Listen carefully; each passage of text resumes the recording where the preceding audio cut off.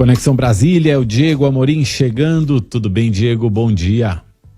Tudo bem, Mauro? Bom dia a você, a Ana, todo mundo que nos acompanha. Diego, o que está acontecendo dessa vez com o PSDB? A gente, de vez em quando, ouve falar do PSDB e agora com uma encrenca lá dentro. Pois é, Mauro, o PSDB, muita gente falando que está vivendo um inferno astral. Fato é que o PSDB é um eterno almoço de domingo em família, sabe? Tá todo mundo se matando sempre.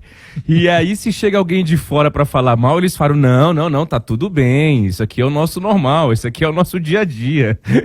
Fato é que o PSDB se acostumou com a crise. O normal do PSDB é, de fato, a crise desde que Aécio Neves perdeu a eleição para Dilma Rousseff lá em 2014. Nesta semana, o que a gente tem de fato novo foi uma decisão de uma juíza de primeira instância aqui em Brasília que acolheu uma ação do prefeito de São Bernardo do Campo, o Orlando Morando, do PSDB, que é rival do Eduardo Leite, atual comandante do partido, governador do Rio Grande do Sul, contra a prorrogação da comissão provisória do partido. Eles estão discutindo ainda quem é que vai comandar para valer o PSDB, e aí tem essas intrigas internas ali. A juíza acabou acolhendo essa ação, criou uma grande confusão interna, mas eles dizem que não, dizem que está tudo bem. Vamos começar ouvindo o deputado Carlos Sampaio, do PSDB de São Paulo.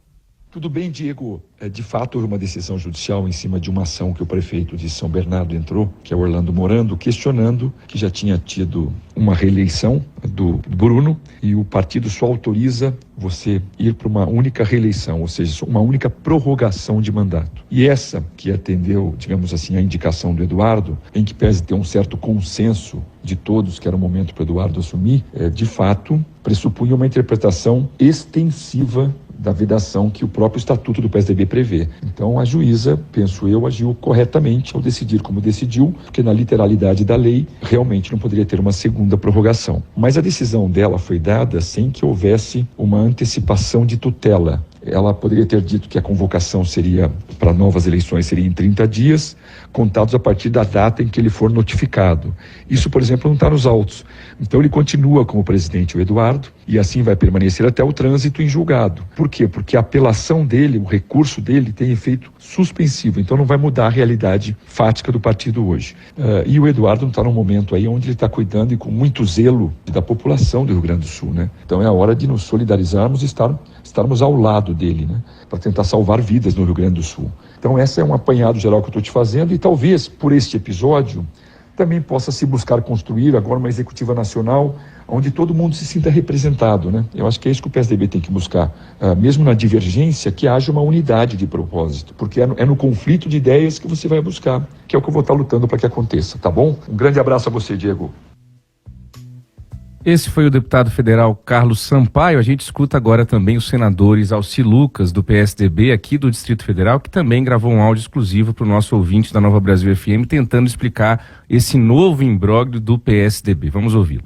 A questão do PSDB é fake. Na prática, a decisão não afasta o presidente. O PSDB já está em processo de eleição. A maioria dos municípios já fizeram eleição. Aqui no DF, inclusive, as zonais já foram também eleitas, com os delegados que vão agora, a partir de outubro, eleger regional, a executiva regional, e depois terá os seus delegados para votar na executiva nacional. Então, aquilo que o juiz pede já está sendo feito há mais de um mês. O calendário já foi feito mais tempo ainda. Então, não muda em nada. Muito pelo contrário, o PSDB fez agora recente um congresso onde houve, durante muito tempo, discussões nos estados, municípios. O próprio presidente Eduardo Leite compareceu em vários deles, debatendo. Nós ouvimos não só os militantes, mas também a juventude, o Tucanafro, o PSDB Mulher, que teve uma participação fundamental, né? Então, todos os segmentos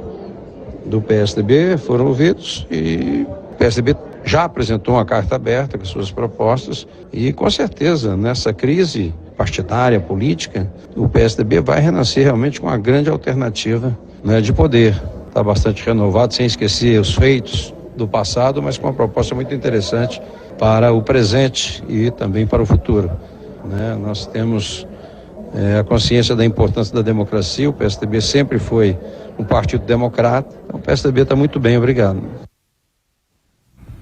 Tá aí, Mauro. Tanto o Carlos Sampaio quanto o senador Exalci Lucas têm a crença de que o PSDB não vai morrer, muito pelo contrário, acreditam que o PSDB pode voltar mais forte dessa nova crise interna que abate o partido, e eles se colocam como oposição ao PT, oposição ao atual governo, uma opção de alternativa ao centro, com Aécio Neves se movimentando nos bastidores para tentar retomar o comando do partido. Aécio Neves, que foi absolvido naquele caso JBS por falta de provas. Mauro.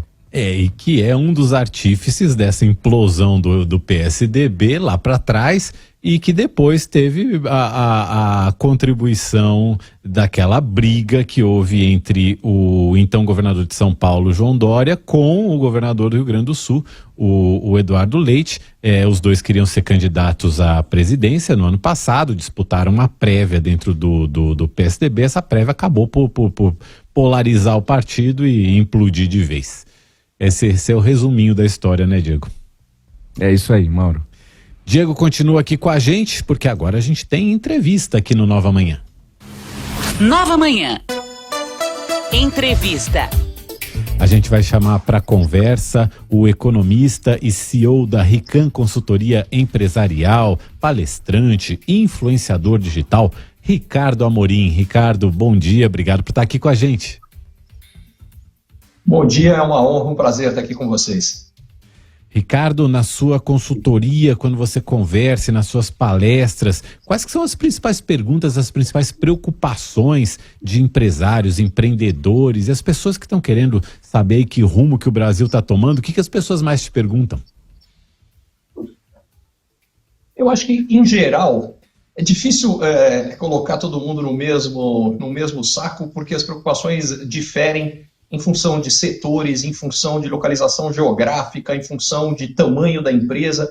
Mas se eu tivesse que colocar uma como principal, eu diria que são exatamente os efeitos negativos da política na nossa economia e, por consequência, na capacidade das empresas poderem fazer negócio. A gente vive num mundo, mas num país também ultrapolarizado, e isso tem duas consequências. A primeira é que você acaba tendo gente que apoia muito um determinado governo, é completamente contra um outro, e quando o cara que está no governo é aquele que você é contra, isso em geral gera um pessimismo normalmente exagerado. E do ponto de vista econômico, isso acaba levando muitas vezes alguns empresários a não conseguirem ver oportunidades porque eles estão muito preocupados com as consequências econômicas desse governo que eles definitivamente são contra. O segundo ponto é que essa polarização muitas vezes gera uma paralisação de uma agenda legislativa importante. Ou, para evitar que isso aconteça, o que o governo acabou de fazer, uma composição, uma reforma ministerial meio estranha, diga-se de passagem, acabou de colocar no governo membros de dois partidos que se colocaram contra ele nas eleições muito recentemente. Mas, enfim, então eu diria que essas provavelmente são as principais preocupações. Ontem a gente teve os dados de inflação, não sei se o pessoal te pergunta muito sobre isso também, inflação, crescimento do PIB. Ontem saíram os dados da inflação de agosto, 0,23, até um pouquinho abaixo do que o mercado previa, e principalmente a relação que isso tem com a política de juros no Brasil. Aí sim, isso interferindo bastante, tanto no consumo como também nas decisões de investimento dos empreendedores. O que você tem visto nesse horizonte, Ricardo? Bom, o que vem acontecendo já há algum tempo é que o mundo vem passando, em geral, por um processo de desinflação. Então, o que significa isso? Veio a pandemia, inicialmente a economia mundial se paralisou. Em resposta a isso, governos e bancos centrais no mundo inteiro deram os maiores estímulos econômicos que a gente já tinha visto na história. Nunca nenhum governo, e no Brasil não foi diferente, gastou tanto quanto naquele período, e nunca, em nenhum momento, o Banco Central também deu tanto estímulo monetário. A taxa de juros Selic, a taxa básica brasileira, chegou a cair a 2%. Em resposta a isso, a inflação subiu muito no Brasil e no mundo. No Brasil, ela subiu inicialmente mais rapidamente e mais. A inflação chegou a bater 13%. Em resposta a essa alta da inflação, aí foi o Banco Central que, levando em consideração o passado hiperinflacionário brasileiro, ele sabe muito bem que não dá para brincar com a inflação. E ele elevou bastante a taxa de juros, que é um instrumento de encarecer o crédito, Com crédito mais caro, menos gente consegue comprar produtos de valor unitário mais elevado. Em particular, isso é verdade para automóveis, é verdade para ônibus, para caminhões, para imóveis em particular.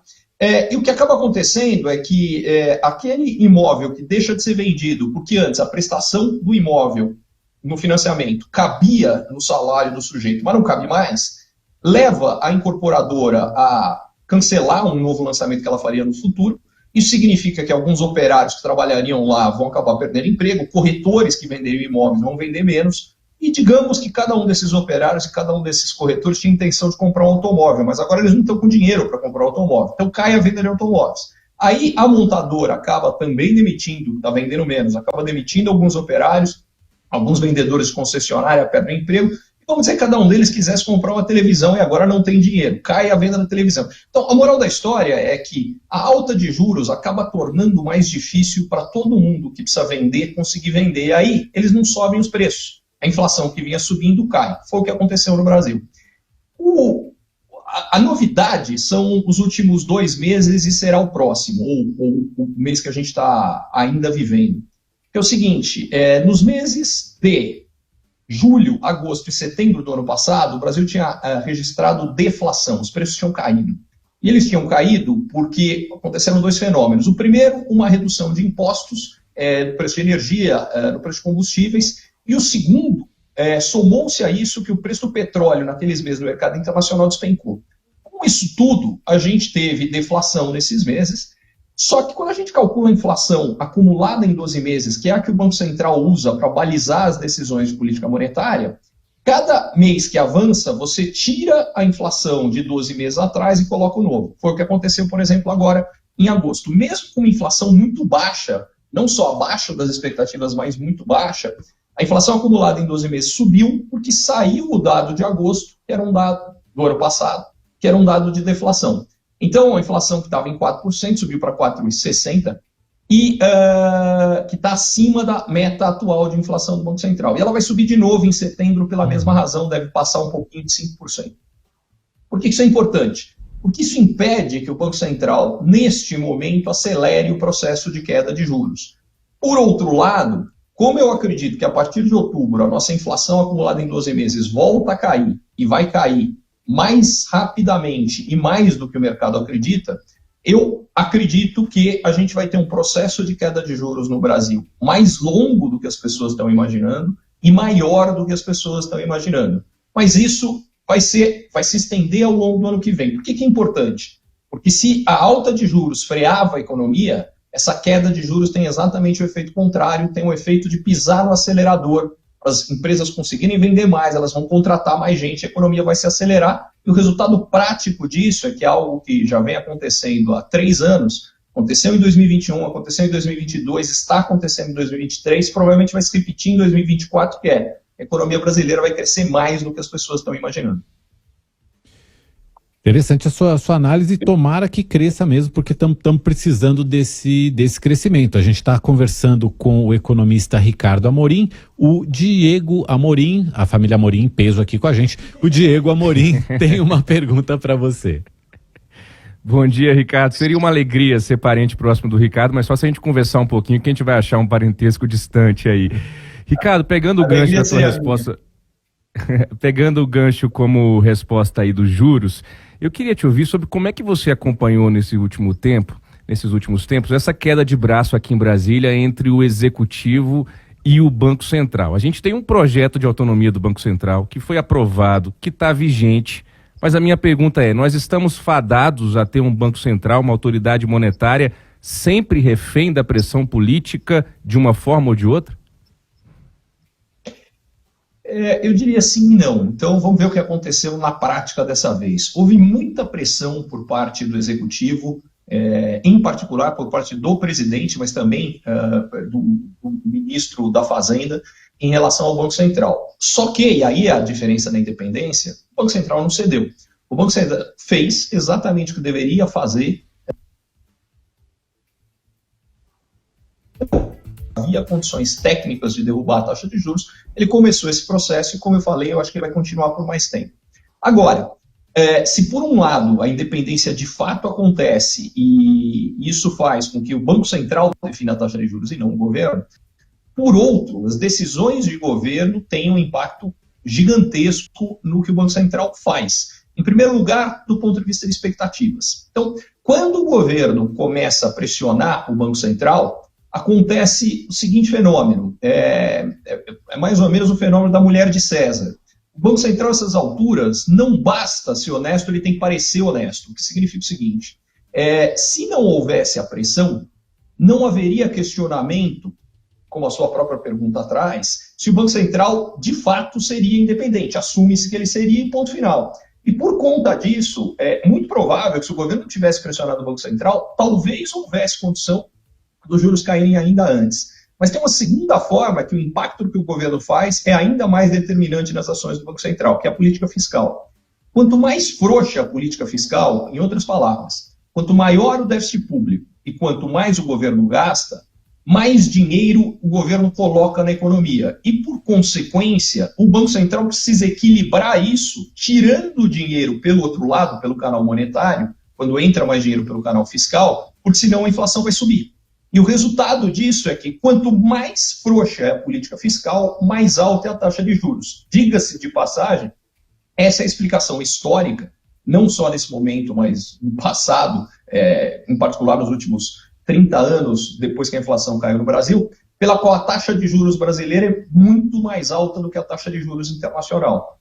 O Brasil, historicamente, vem tendo déficits públicos muito significativos e com gastos públicos gigantes. Entre 156 países emergentes, o Brasil é o primeiro, é o que mais gasta de todos eles. E o resultado prático disso é que isso precisa ser compensado por uma política, essa política fiscal muito frouxa tem que ser compensada por uma política monetária mais restritiva. O ideal seria exatamente o contrário. Um mundo onde o governo, gastando menos, onde a gente tendo contas mais equilibradas, a gente pode ter juros muito mais baixos. Porque o efeito prático de muito gasto de governo somado a juros mais altos é que o governo acaba tendo uma necessidade de financiamento gigante. E a consequência é que a gente acaba pagando imposto para burro, o que explica, por exemplo, porque o preço de quase tudo no Brasil é mais alto do que no exterior.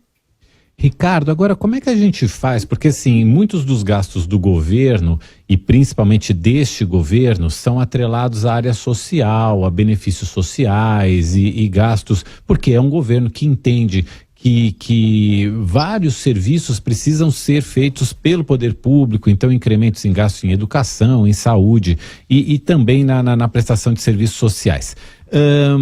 E a gente de fato tem uma população que precisa desse apoio. Como é que a gente equilibra isso então? A questão de um governo que foi eleito com esse programa de apoiar gastos públicos maiores e, por outro lado, uma necessidade da gente ter as contas em ordem. São escolhas que o governo precisa fazer. Como que a gente equilibraria isso?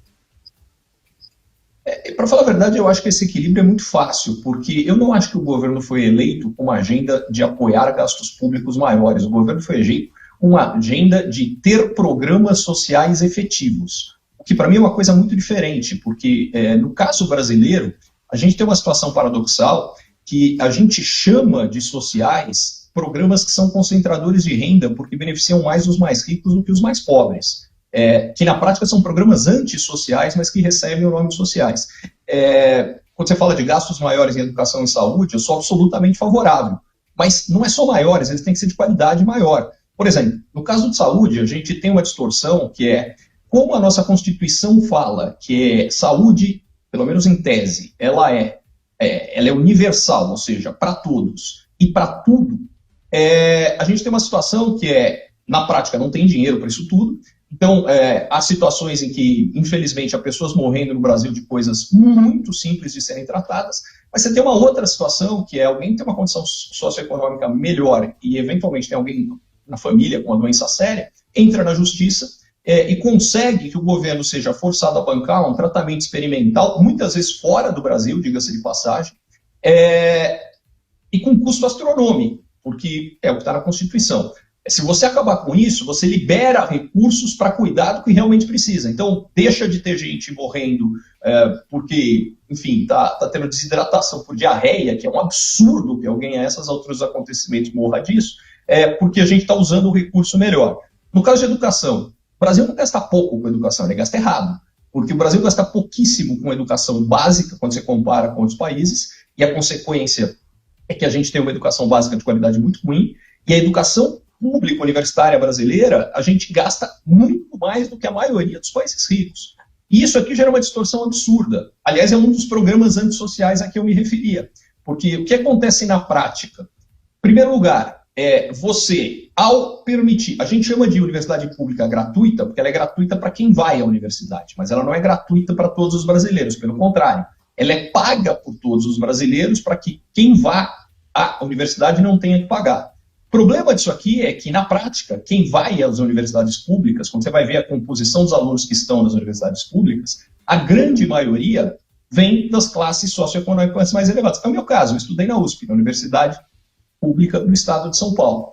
Então, o que isso significa?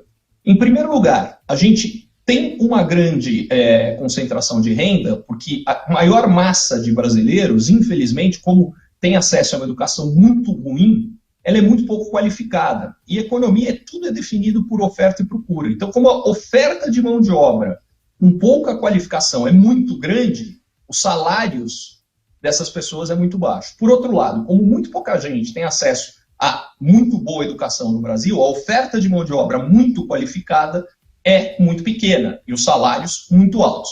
Isso explica a má distribuição original brasileira. Só que aí o Estado entra e piora muito essa distribuição. Em primeiro lugar, através dos gastos, porque dos 15 programas que em 2015 o Brasil tinha, 15 programas chamados de sociais, aí o Banco Mundial foi analisar os 15 e descobriu que em 14 tem mais gente nos 20% mais ricos dos brasileiros se beneficiando desse programa do que nos 20% mais pobres. Eu dei o exemplo da Universidade Pública Gratuita, é um desses programas. Recentemente a gente teve uma medida parecida, que foi zerado o IPI de veículos até R$120 mil. Veículo 0 quilômetro. Quem compra veículo 0 quilômetro brasileiro, mesmo os de valores mais baixos, é os 5% mais ricos do brasileiro. Então a gente está subsidiando quem, na realidade brasileira, é mais rico. E essa é a regra no Brasil. Se a gente acabasse com esses programas, a gente liberaria recursos para redução gigante de imposto, equilíbrio das contas públicas e, para completar, a gente poderia reduzir imposto sobre consumo, que é a última forma que a gente aumenta a concentração de renda no Brasil. Porque o Brasil, a gente cobra imposto sobre renda, que pode ser tanto de trabalho quanto de investimento, e imposto sobre consumo. O imposto sobre consumo, ele recai mais sobre o mais pobre, porque toda a renda do mais pobre vira consumo. A renda do mais rico, uma parte é poupada. E ela vai pagar imposto de renda, mas não imposto sobre consumo. Como no Brasil o imposto sobre consumo é mais alto que o imposto de renda, o que acaba acontecendo é que o pobre paga mais imposto. Então vamos lá, a distribuição de renda era ruim em função da falta de investimento em educação básica, e isso não está sendo consertado. Em segundo lugar, ela piora, porque o governo gasta mais com o mais rico do que com o mais pobre, e ela piora ainda mais da forma que a gente cobra imposto. Então, se esse governo de fato quer ter uma agenda verdadeiramente social, ele precisa acabar com os falsos programas sociais, acabar com esse excesso de imposto sobre consumo, aí sim ele vai ter um impacto. Então, não quer dizer que ele foi eleito com uma agenda para aumentar gastos. Esse é o grande engano. Ele foi eleito com uma agenda para, de fato, encarar os programas sociais. Só que ele não está fazendo isso.